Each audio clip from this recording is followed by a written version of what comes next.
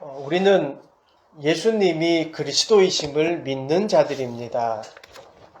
여러분 잘 아시다시피 예수라는 것은 이름이고요. 그리스도는 기름을 부음 받은 자, 기름 부음 받은 자라는 뜻이지요. 메시아, 즉 구원자라는 뜻입니다. 오늘 본문은 그 예수님이 그리스도임을 믿는 자들에 대한 모습을 보여주고 있습니다.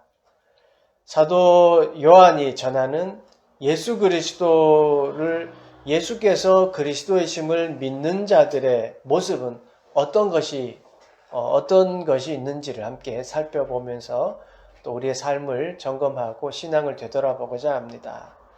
첫 번째로 예수님께서 그리스도임을 믿는 자는 하나님께로부터 난 자들이라는 사실입니다. 하나님께로부터 났다라는 말은 하나님의 자녀가 되었다는 말이지요. 요한일서 5장 1절 보십시오. 예수께서 그리스도이심을 믿는 자마다 하나님께로부터 난 자니 또한 낳으신 이를 사랑하는 자마다 그에게서 난 자를 사랑하느니라. 우리 믿는 자들은요, 하나님께로부터 난 자들입니다. 그래서 새 생명을 얻었다라고 이야기하죠. 하나님께로 낳기 전에는 죄악에 머물러 있죠. 그 죄의 결과는 사망이잖아요. 지옥의 형벌이 있잖아요. 그런데 하나님의 자녀 삼아 주셔서 이제 새 생명으로 새로운 삶을 살게 되는 것이지요. 그리고 하나님의 자녀, 새 생명을 얻은 하나님의 자녀가 되었다는 것을 알게 되면 이게 또 어떤 일이 일어나냐 하면 하나님의 큰 구원 사역을 이제 이해하게 되는 거예요. 왜 나를 구원하셨고 또 하나님이 천지 창조를 하셔서 어떠한 일을 이루어 하셨고 왜 이렇게 하셨는지를 알게 되는 거죠. 그게 구원 사역이라는 겁니다. 그 구원 계획을 이해하고 거기에 동참하면서 살아가는 거죠.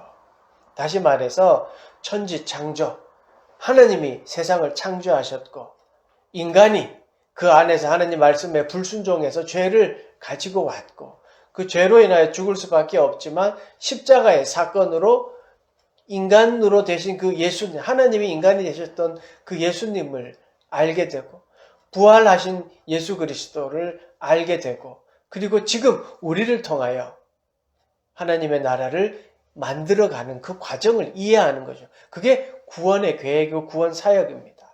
하나님의 자녀, 하나님께로 난 자들은요, 이 구원 사역에 동참하는 자들입니다. 그래서 하나님의 자녀인 우리 한 사람 한 사람은 소중하고 귀한 삶이 되는 겁니다. 그래서 그 삶을 소중하게 여겨야 되는 것이지요. 두 번째로 예수님께서 그리스도이심을 믿는 자는요, 하나님의 자녀로서의 그 삶이 무거운 것이 아님을 아는 겁니다. 무거운 삶이 아니라는 것을 아는 거예요. 하나님의 계명을 지키는 것이 무거운, 그러니까 속박으로 다가오지 않는 것을 아는 것이란 말이죠. 오늘 본문 요한일서 5장 3절 보십시오. 하나님을 사랑하는 것은 이것이니 우리가 그의 계명을 지키는 것이라. 그의 계명들은 무거운 것이 아니로다. 요한 사도는 담대하게 지금 이야기하는 거예요. 무거운 게 아니야. 잘못 알면 안 돼 라고 하는 거죠. 하나님의 자녀들이 하나님을 사랑하고 또 공동체를 사랑하고 형제 자매를 사랑하는 것은요, 그건 당연한 겁니다. 무거운 게 아니죠. 무거운 짐이 아닙니다. 짊어지고 가야 될 어떤 부담이 아니라는 말이죠. 그래서 표준 세번역은요, 이렇게 번역했습니다. 하나님을 사랑하는 것은 그분의 계명을 지키는 것입니다. 그분의 계명은 무거운 짐이 아닙니다. 그러니까 무거운 짐이 아니라고 했습니다. 만약에 하나님의 계명을 지키는 것이 버겁고 무겁다고 생각되면 하나님을 단단히 오해하고 있는 겁니다. 여러분, 주님께서 하신 말씀 기억나실 텐데, 내 멍에는 쉽고 내 짐은 가벼우니라. 주님께서요, 나를 따르려면 이렇게 해야 돼 라고 했는데, 걱정하지 마, 내 멍에는 가벼워 라고 말씀하셨죠.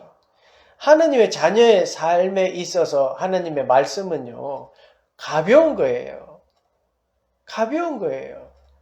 그런데 오늘 우리 요한복음에서도 읽었듯이 종이라고 생각하면요, 주인이 하라고 하는 그 일들은요, 부담스러워요. 짐이에요. 주인이 시키니까 어쩔 수 없이 해요. 그런데 친구라고 여기면 그 일은 즐거운 거예요. 왜냐하면 친구를 도와주니까. 주님은 우리를 친구라 했습니다. 이제부터는 너희를 종이라 하지 아니하리니 종은 주인이 하는 것을 알지 못함이라. 너희를 친구라 하였노니. 요한복음 15장 15절 말씀입니다. 친구라고 우리에게 여겨주셨습니다. 그러니까 하나님이 우리에게 하시는 말씀은요, 우리가 그렇게 부담이 아니라 함께하는 즐거움이 되는 것이지요. 또 마태복음 11장 28절 보십시오. 수고하고 무거운 짐진 자들아 다 내게로 오라. 내가 너를 쉬게 하리라. 나는 마음이 온유하고 겸손하니 나의 멍에를 메고 내게 배우라. 그리하면 너희 마음이 쉼을 얻으리니 이는 내 멍에는 쉽고 내 짐은 가벼움이라 하시니라. 아멘. 주님을 따르겠다. 난 하나님의 자녀라 라고 생각하고 주님을 따르면요, 하나님은 내게 배우라. 그러면 너희 마음에 쉼을 얻으리니. 하나님 앞에 겸손하게 이제 사랑해야지요 라는 마음을 가지고 다가가면 하나님이 우리에게 그 마음에 쉼을 주시는 거예요. 너 이거 안 하면 큰일 나! 이게 아니라는 말이지요. 하나님 앞에 내 마음을 내려놓고 하나님의 자녀로서 살아가면 그 마음에 쉼을 주십니다. 세상이 이해하지 못하는 쉼입니다. 하나님이 주시는 그 쉼은요, 세상은 절대 알 수 없죠. 무거운 짐을 여러분 내려놓을 수 있는 곳은요, 우리 주님 품입니다. 주님이 함께 하면요, 우리의 멍에는 가볍습니다. 왜냐하면 주님이 도와주시기 때문입니다. 그래서 어떻게 보면요, 하나님과 함께하는 삶, 사랑하는 삶은요, 어떻게 보면 기쁨이고 즐거움입니다. 우리가 하나님의 자녀임에도 불구하고 내 마음대로 하려고 하고 내가 가지고 만들어 놓은 그 잣대에 딱 맞아야 된다고 생각하니까 조바심이 생기고 힘든 거죠. 그런데 하나님의 뜻에, 내 뜻이 아니라 하나님의 뜻에 놓고 그것에 순종하면 하나님, 세상에서 알 수 없는 그런 쉼과 기쁨이 우리에게 찾아옵니다. 여러분, 모든 것을 잃었던 하박국 선지자가 그랬습니다. 하박국 3장 18절, 나는 여호와로 말미암아 즐거워하며 나의 구원의 하나님으로 말미암아 기뻐하리로다. 여러분, 풍족할 때 하박국 선지자가 이렇게 고백한 게 아닙니다. 모든 것을 잃었습니다. 모든 재산을 잃었습니다. 자기가 잘못한 게 아니라. 그럼에도 불구하고 그는 고백하기를, 나는 하나님이면 됩니다. 나는 여호와로 말미암아 여호와만 계신다면 나는 기쁘고 즐겁겠습니다라고 고백했습니다.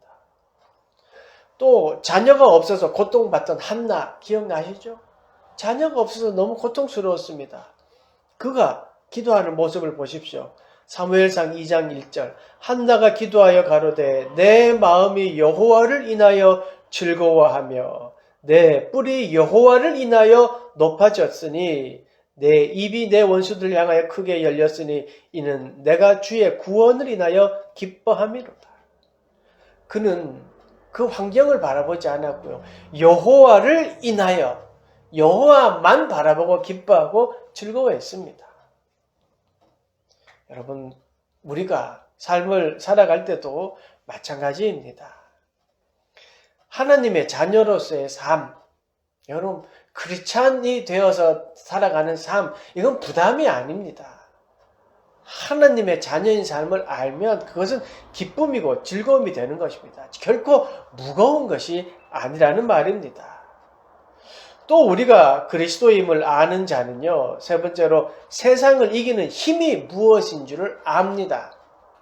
여러분, 세상을 이기는 힘이 무엇입니까? 그것은 믿음입니다. 세상은 하나님의 사랑이 지배하고 있기도 하지만 사실 악한 영도 같이 공존하고 있지요. 예수님께서 그 이유를 알려주셨습니다. 가라지의 비유처럼요. 알곡이 있으면 옆에 가라지가 자라 있는데 그 가라지를 뽑다가 알곡이 상할까봐 추수 때까지 가만히 두는 겁니다. 이처럼 악한 영들도 같이 있기 때문에 어찌됐든 악한 영들은 늘 그랬듯이 하나님과 우리와의 관계를 떨어뜨리려고 하고 멀리 하는 것이 그들의 목적입니다. 그런 삶에서 그러한 삶 가운데 살아가는 자들에게 베드로는 이렇게 권면했었지요. 베드로전서 5장 8절 근신하라 깨어라 너희 대적 마귀가 우는 사자같이 두루다니며 삼킬 자를 찾나니. 우는 사자가 배고픈 사자가 먹이를 찾아다니는 것처럼 그런 어떤 갈급함을 가지고 삼킬 자를 우리 유혹해서 주님을 잃어버리게 하는 것을 찾고 있다는 거예요. 그러니까 깨어 있어야 된다는 말입니다. 하나님의 백성이 되기 위해서 계명을 지키는 것이 하나님의 백성 이걸 지켜야지만 하나님의 백성이 돼 이게 아니라는 말이죠. 믿는 자들이 말씀을 순종하는 것은요 하나님을 사랑하는 마음으로 자발적인 순종이죠. 내가 하나님을 사랑하니까 그 말씀을 듣는 거예요. 오늘 어버이 주일인데 부모의 말을요 안 들으면 막 때리고 이러니까 무서워서 지킨다면 그것은 올바른 순종이 아니죠. 나를 사랑하시는 엄마 아빠의 말을 듣는 거 이게 올바른 모습인 거죠. 하나님을 사랑하니까 우리가 하나님이 하신 말씀에 귀 기울이게 되고 그 말씀을 지키려고 하는 겁니다. 여러분 악한 영이 무서워서 사자같이 우리를 찾는다는데 무서워하고 벌벌 떨면서 그 자리에 가만히 있으렵니까? 아닙니다. 여러분 악한 영들을 우리 예수님은 이기셨습니다. 부활이 그 증거이지 않습니까? 비록 십자가의 고통을 당하셨지만 그 고통이 끝이 아니었습니다. 부활이라는 하나님의 놀라운 능력과 또 하나님의 사랑을 우리에게 보여주셨습니다. 고통 가운데 있다고 나에겐 왜 이런 일이 일어나냐고 그냥 머리 숙이고 가만히 있으렵니까? 아닙니다. 부활의 주님을 바라보는 것 그게 바로 믿음입니다. 우리가 하나님의 자녀임을 알고 하나님의 품이 정말 쉼이 있다는 것을 알면 그럼 그렇게 믿는 겁니다. 그렇게 믿는 것이 믿음이죠. 그게 세상을 이기는 힘입니다. 가만히 있는 것이 아니라 믿음으로 걸어가는 거죠. 믿음으로 나아가는 거죠. 그게 세상을 이기는 힘입니다. 예배 드리고 기도하고 성경 읽고 믿는 자들이 서로 간증을 하면서 은혜를 나누는 것. 왜 그렇게 하십니까? 왜 그렇게 합니까? 세상을 이기는 믿음을 나누기 위해서입니다. 믿음을 얻고 갖기 위해서입니다. 우리가 공동체가 서로 사랑하면서 서로 위로하고 기도해주고 또 세상을 위해서 기도하는 이것 다 무거운 짐이 아니라 기쁘고 즐거움입니다. 왜냐하면 그 일을 통해서 하나님의 나라를 이끌어가고 우리가 그 구원 사역에 동참하고 있는 모습이기 때문입니다. 그래서 우리는 믿음으로 살아가고 또 믿음은 승리하게 되는 겁니다. 세상은 물질 만능주의가 지배합니다. 극단적인 개인 이기주의가 팽배하고요. 또 특정 인종 우월주의, 요즘 또 심각하지 않습니까? 그런 것이 팽배합니다. 인지도가 낮으면, 유명세가 떨어지면 아주 세상을 잃어버린 것처럼 그렇게 살아가고 있습니다. 그 댓글, 그거 하나 더 많이 또 팔로우 많은 사람 얻기 위해서 자극적인 것을 이야기하기도 하고 그런 세상에 우리가 살아가고 있습니다. 그러다 보니까 한 사람을 평가할 때 존재 자체가 아닌 가진 것, 보이는 것, 어디 출신, 무슨 직장 이런 것으로 사람을 평가하게 됩니다.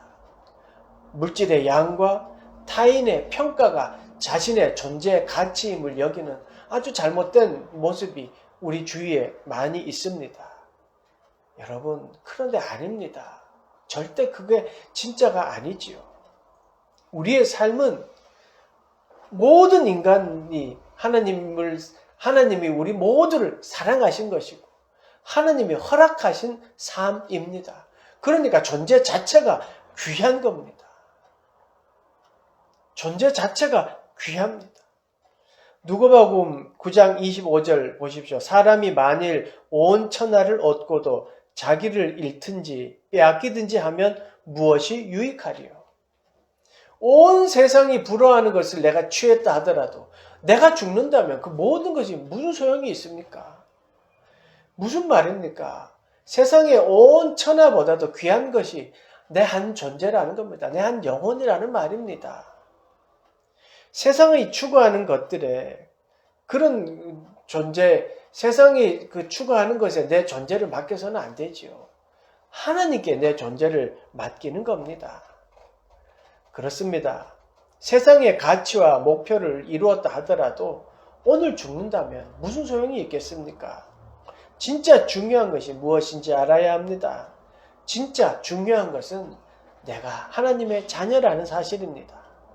내 존재의 가치는 하나님의 사랑받는 자녀라는 사실입니다.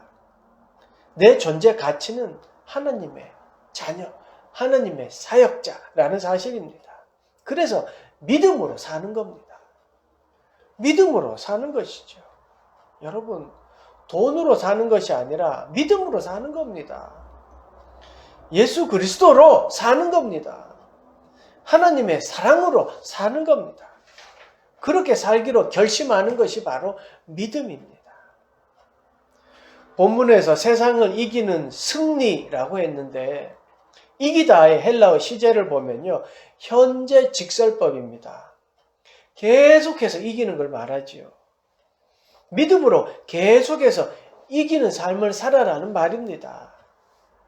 세상을 믿음으로 여러분 이길 수 있습니다. 이미 예수님이 부활의 승리로 그것을 보여주셨습니다. 그리고 결국은 이기셨습니다. 십자가를 지시는 고통도 있었지만 그 고통이 결국 승리였음을 우리는 분명히 알고 기억해야 합니다.